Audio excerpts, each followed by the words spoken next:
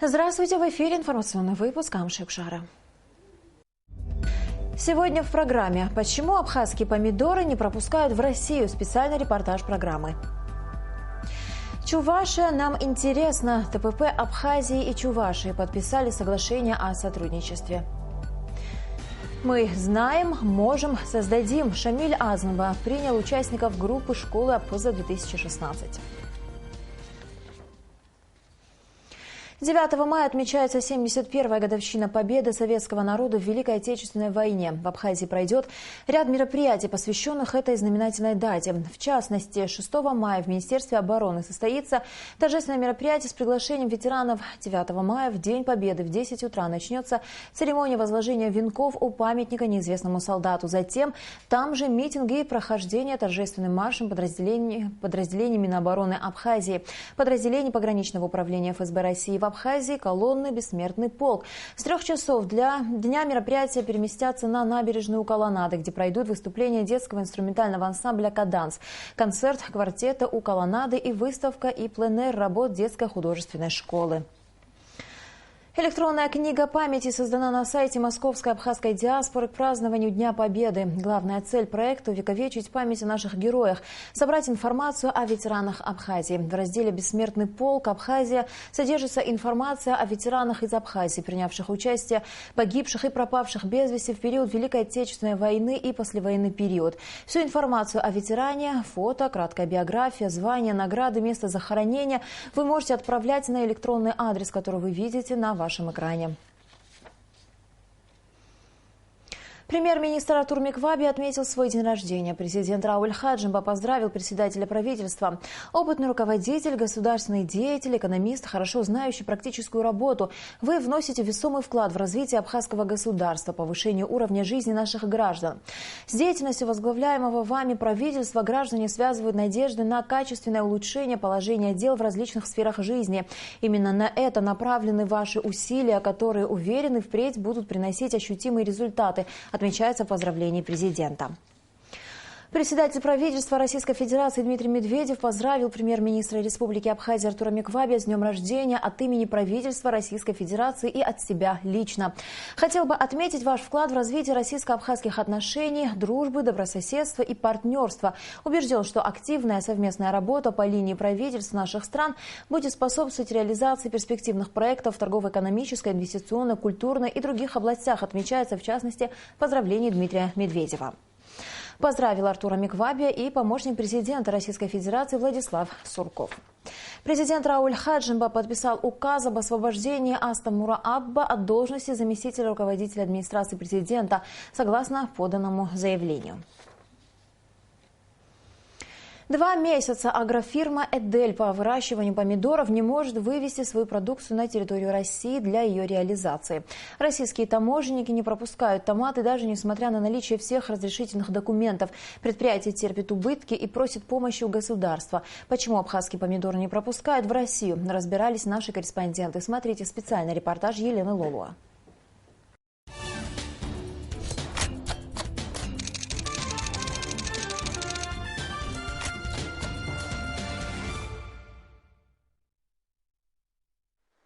С февраля этого года руководство агрофирмы «Эдель» по выращиванию томатов не может вывести свой товар на российский рынок. Не пропускают таможенные службы России. Томаты гниют, а предприятие несет большие убытки. 85 тонн помидоров уже выброшено. Потери в рублях составляют почти 9 миллионов. Чем российская таможня аргументирует отказ на вывоз вашей продукции? Российская таможня говорит в открытую говорит, что они под сомнением, что говорят, что это турецкий продукт, сомнения, мол, имеем, мы проверяем, но их проверка длится до 10 рабочих дней. 10 дней рабочих дней томат, если держишь на границе, она портится. Последняя партия товара – это около 10 тонн. Долго простояла на границе без охраны и надлежащих условий хранения. После долгих переговоров разрешения на провоз товара дирекция фирмы так и не получила. Часть продукции пришла в негодность, а 400 килограмм и вовсе исчезли.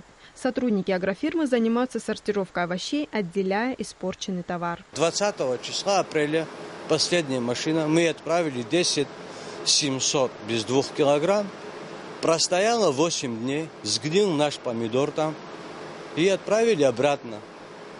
Вот. Отправили, ночью мне в 12 часов ночи позвонил водитель, меня выгоняют с границы. Когда машину официально возвращают, декларации ставят штамп о возврате груза. Декларацию не дали. Это не единичный случай, когда на таможенном посту Адлер задерживаются овощи из Абхазии. Российские таможенники свои действия объясняют тем, что экспертиза пробных образцов показала, что страной происхождения этих помидоров является Турция. Но сотрудники предприятия говорят, что это утверждение не имеет никакого отношения к фирме «Эдель». У нас договор есть, и все к декларации нужные документы все подготовили, юристы, брокера наши. Присутствовала при погрузке здесь карантинная служба, пограничная служба, таможенная служба, госстандарт.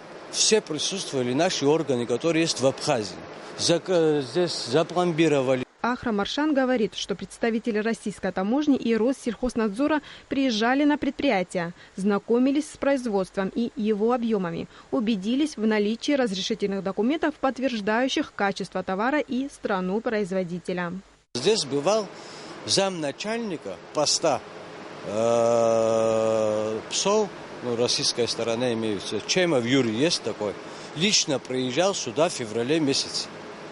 Снимал вот этот на камеры, на видео снимал. Он тогда заинтересован был, чтобы томат шел в Россию наш. А сегодня он под сомнение почему-то. Агрофирма «Эдель» обращалась за помощью в компетентные структуры Абхазии. Дошли и до российского посла в нашей стране. Однако, как говорится, ВОЗ и ныне там. И когда видим, что они тоже ничего не могут осилить, мы написали послу, таможенный союз. У нас здесь Россия, Абхазия, есть представитель Иванов Сергей Михайлович. На его имя написали. На аппарат президента Республики Абхазия написали. Но пока мы не можем ничего сами решить, если они помогут в чем-то. Теплицы агрофирмы «Эдель» в селе Кындык занимают территорию в 4 гектара. Их построили в июне 2015 года, а в декабре томаты сорта «Лидер» уже дали первый щедрый урожай. Производство предприятия полностью автоматизировано. В нем задействованы 52 сотрудника, все жители района. Цветы томатов опыляют голландские пчелы, которые живут вот в этих ульях. Каждая пчела опыляет до 40 цветов в день. Помидоры выращивают по современной английской технологии на кокосовом торфе с добавлением органического удобрения и путем капельного орошения. Запрещенные химические препараты в производстве не применяются, утверждают в агрофирме. Предприятие исправно платит налоги, никаких задолженностей у него нет. В неделю где-то от 25 до 30, если нормальные условия, нормальная погода, от погоды очень зависит многое, да, вот от 20 до 30 тонн можем собирать. Состав, который добавляется, соответственно, вот в растворы для подачи капельного орошения. Здесь витамины, соответственно, железо, то, что содержится в грунте, в земле, да, то есть это подается капельно, то есть искусственно мы размешиваем все.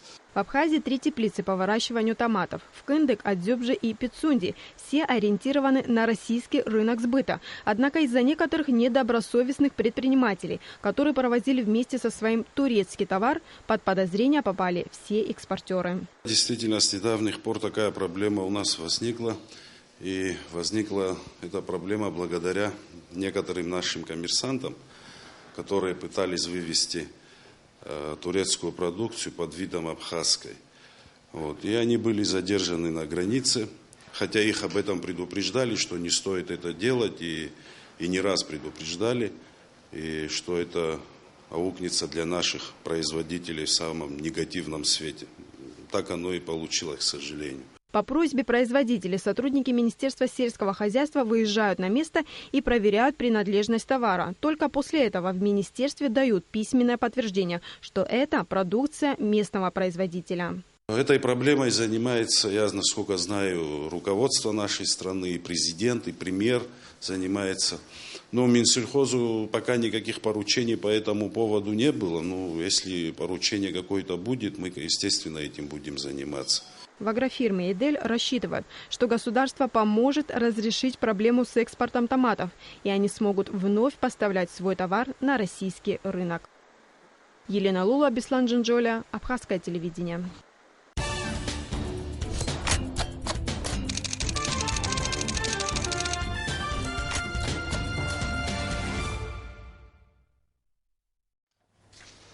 Абхазская культура понесла тяжелую утрату. На 72-м году жизни после тяжелой продолжительной болезни скончался Кандид Тарасович Тарба, народный артист СССР, народный артист Республики Абхазия, кавалер ордена Ахтапша второй степени, кавалер ордена Дружбы народов, создатель, художественный руководитель и директор Государственного ансамбля народного танца «Кавказ».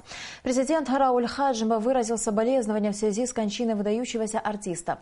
Уход Кандида Тарба – невосполнимая потеря для абхазской культуры. Не стало человека огромного таланта и созидательной энергии, организатора и педагога, создателя блестящей творческой школы для молодых талантливых исполнителей, отмечается в частности в соболезновании.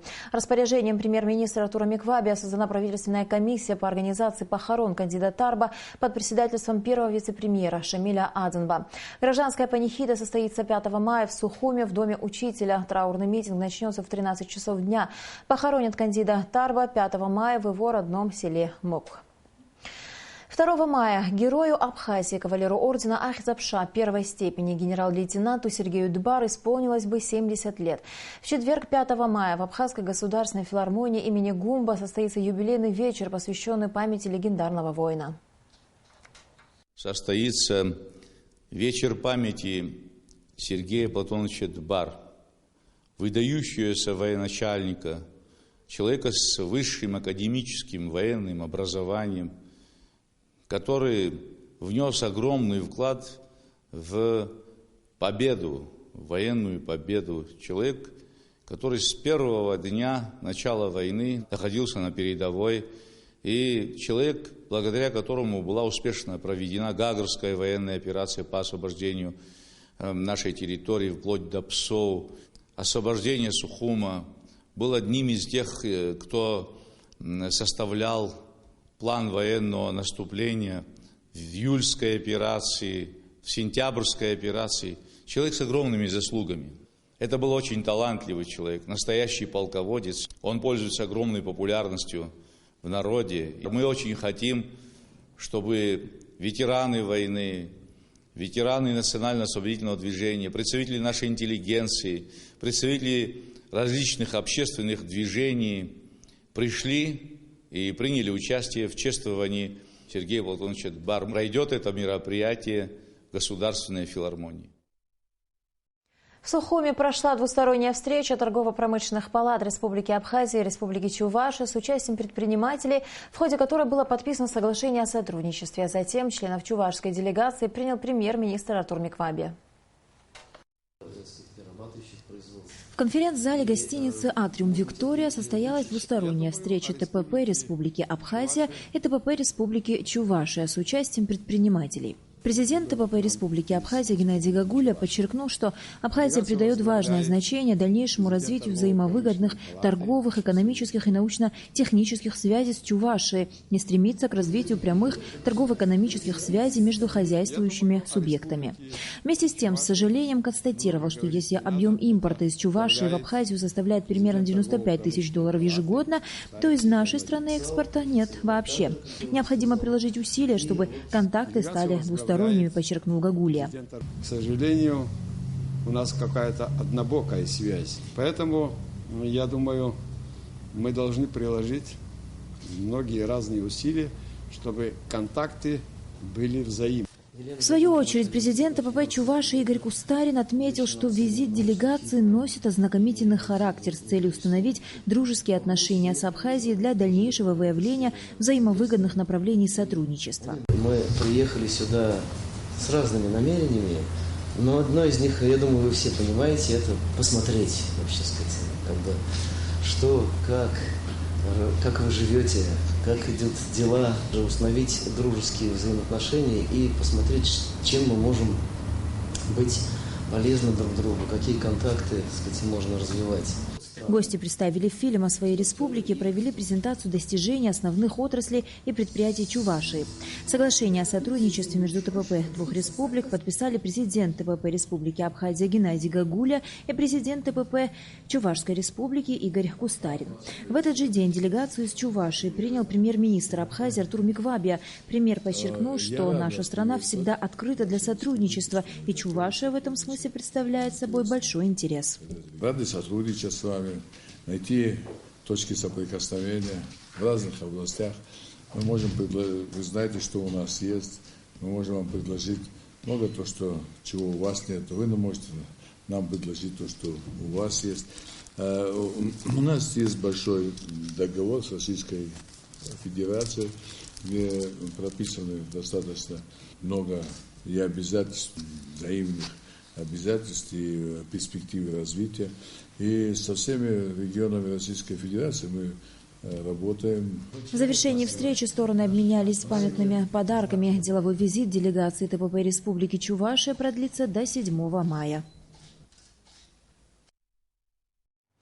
Ежегодный конкурс на звание «Лучший кондитер Абхазии», который 3 года подряд проводила Торгово-промышленная палата Абхазии, в этом году планировалось провести 6 мая в преддверии празднования 71-й годовщины Великой Победы в Отечественной войне. Как сообщает пресс-служба ТПП, в этом году конкурс пришлось отменить из-за недостаточного количества участников. «Мы знаем, можем, создадим». Под таким девизом прошла встреча вице-премьера Шамиля Азанба с участниками группы школы общественно-политического актива ПЗ-2016.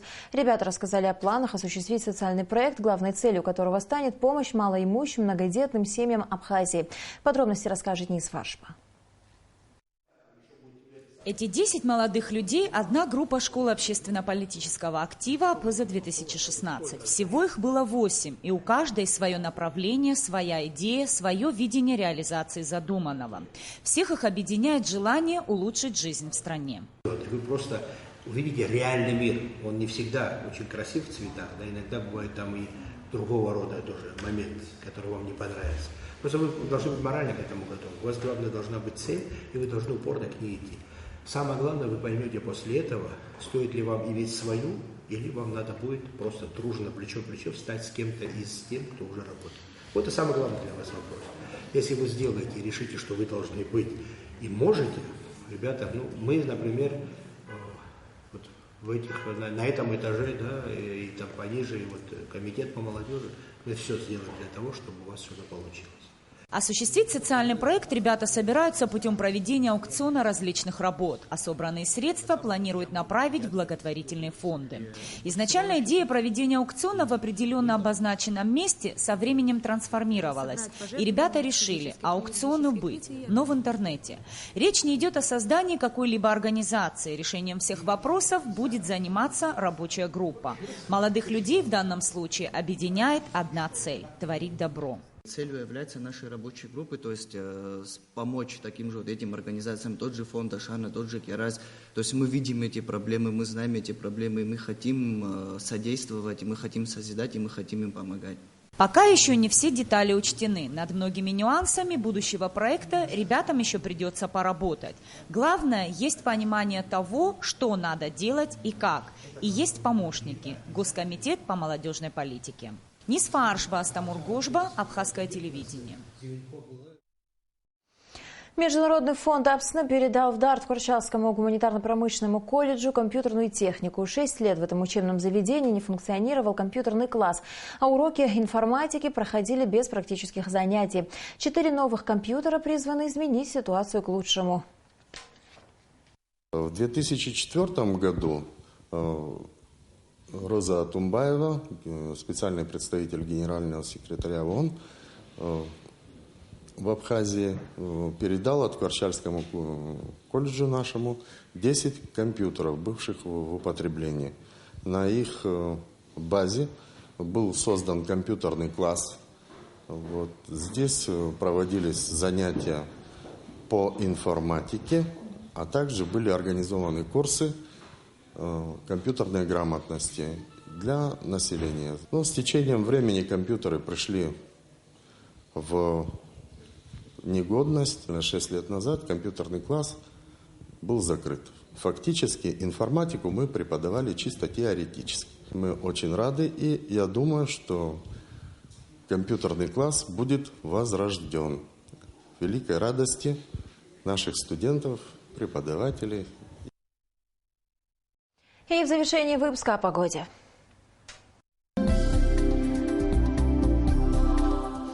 По сообщению гидрометеослужбы, в Абхазии ожидается облачная погода, ливневый дождь с грозой. Днем пасмурная погода, преимущественно без осадков. Температура воздуха ночью 10-12, днем 17-19 градусов. Температура морской воды 14 градусов.